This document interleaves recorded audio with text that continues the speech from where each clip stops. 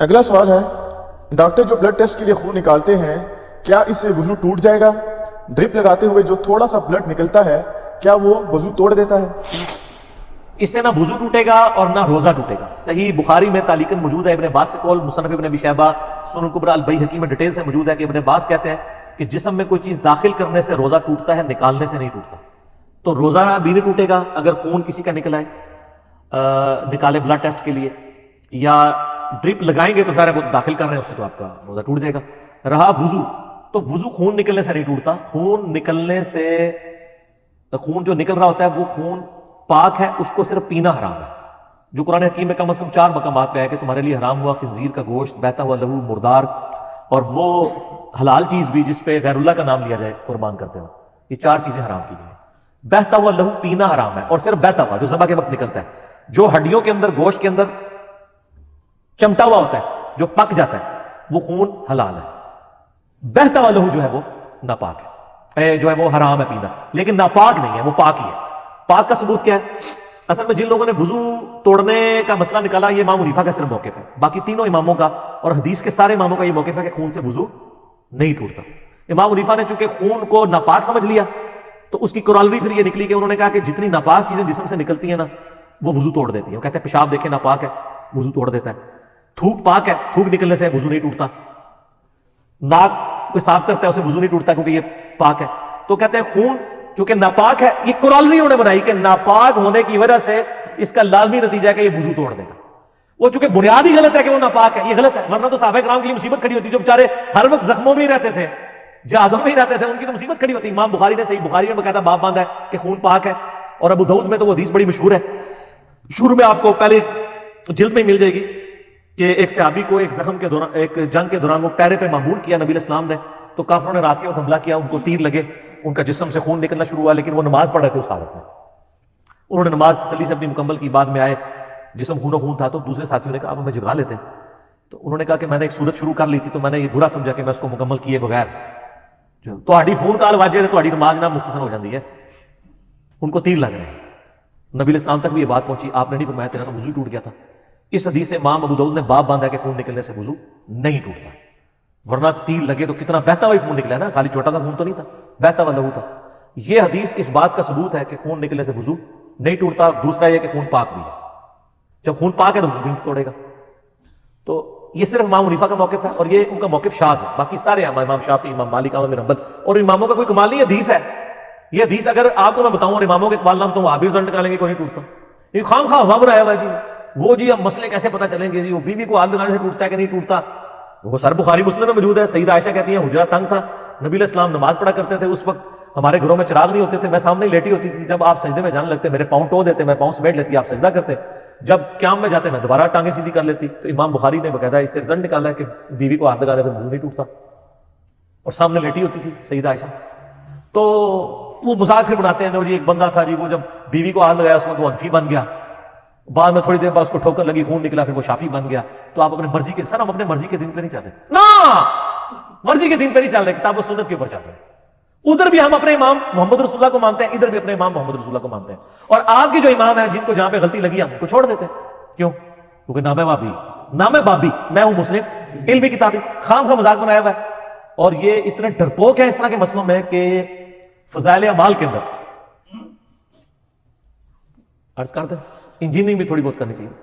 فضائل اعمال میں صحابہ کرام کی جو ایک کمٹمنٹ کے اوپر جو واقعات انہوں نے نقل کیے نا، اس میں یہ بھی واقعہ نقل کیا ہے کہ نماز میں ان کی کیا کنسنٹریشن ہوتی تھی۔ یہ واقعہ انہوں نے ابو داؤد سے نقل کیا کہ جی وہ تیر لگتے رہے اور وہ نماز پڑھتے رہے، اور اس میں تو الفاظ ہیں ابو داؤد میں کہ وہ صحابی کہتے ہیں میں رات کو ڈیوٹی کر رہا تھا تو میں نے کہا ٹائم کیوں ضائع کروں، میں نفل کیوں نہ پڑھوں اتنی دیر کھڑے ہو کے، نیند بھی نہیں آئے گی اور قرآن بھی پڑھتا رہوں گا، کیونکہ انہیں پتا تھا قرآن میں کیا ہے، عربیوں کی زبان تھی۔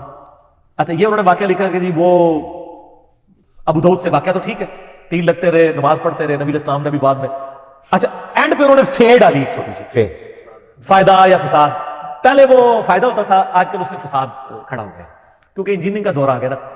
تو وہ فائدے میں لکھتے ہیں کہ جی اس سے یہ پتا چلا کہ جو ہے نا وہ ان صحابی جو تھے نا ان کا یہ موقف تھا کہ خون نکلنے سے وضو نہیں ٹوٹتا۔ اس صحابی کا موقف کہاں سے ہو گیا؟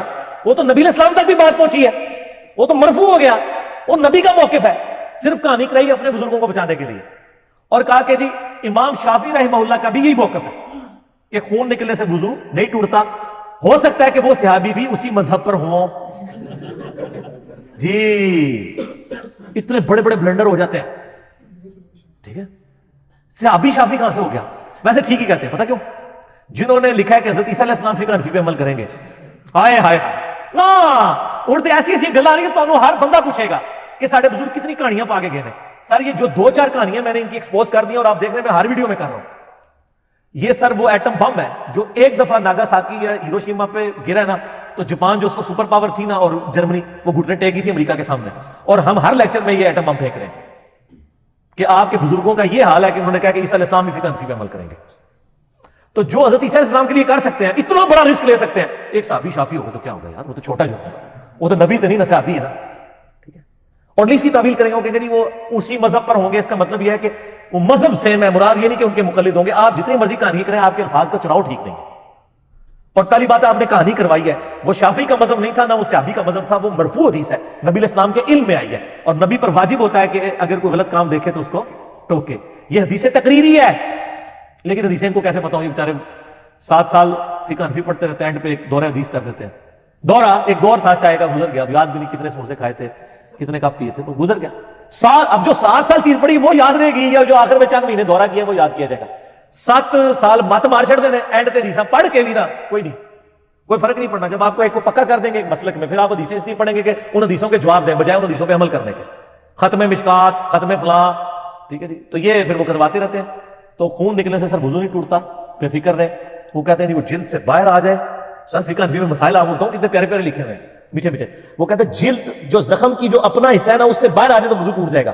پھر انہوں نے لکھا ہے کہ اگر کوئی شخص ایک کپڑا لے اور وہ جسم کے اس زخم سے خون باہر آنے سے پہلے اسے پہنچ لے, اور پھر جب نکلنے لگے پھر پہنچ لے, یوں وہ بے شک جتنا مرضی کر لے اس کا وضو نہیں ٹوٹے گا. جس نے ہار گاہ کوئی نہ کوئی ہیلا بنا نا, یہ بھی ہیلا لکھا ہوا انہوں نے, کیونکہ وہ کھال پہ نہیں بہا اور بہتا ہوا وضو توڑے گا. ٹھیک ہے, اتنی بڑی کہانی کرنے کے بجائے یہ مسئلہ ہی آپ کا جعلی تھا, ورنہ تو سر یہ تو پھر ٹوٹ جاتا نا. وہ کہہ رہے ہیں جتنا مرضی آپ پوچھ لیں ایسے ایسے کر کے, یعنی نکل رہا نا, آپ پوچھتے جائیں اور اس کو بہنے نہ دیں, حالانکہ وہ بہتے چکے ہیں, اس سے زیادہ آپ پوچھ چکے ہیں. تو کہہ رہے چونکہ بہا نہیں ہے. سر جب کہانیاں ہوں گی نا, ایک کہانی کو چھپانے کے لیے دوسری کہانی, دوسری کے لیے پھر تیسری کہانی, تیسری کے لیے چوتھی کہانی. ایک کہانیاں چھڑ دو, لوگوں کو علم دین سکھاؤ.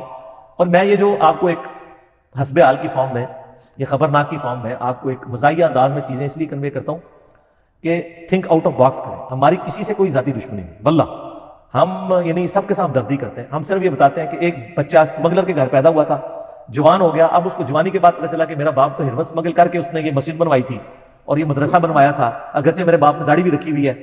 تو اب وہ کہ نہیں میرا باپ غلط ہو گیا تو لہٰذا اسمگلنگ ہی جائز ہو جائے گی. ایسے نہیں ہوگا, اس کو ماننا پڑے گا اسمگلنگ غلط ہے, میرے باپ نے غلط کیا. ان کو بھی ہم کہتے ہیں آپ کے بزرگوں نے جو اتنا بڑا کھلواڑ دین کے ساتھ کیا, آپ کو ماننا پڑے گا, کیونکہ آپ نے اللہ نبی کا کلمہ پڑھا ہے نا, بزرگوں کا نہیں پڑھا.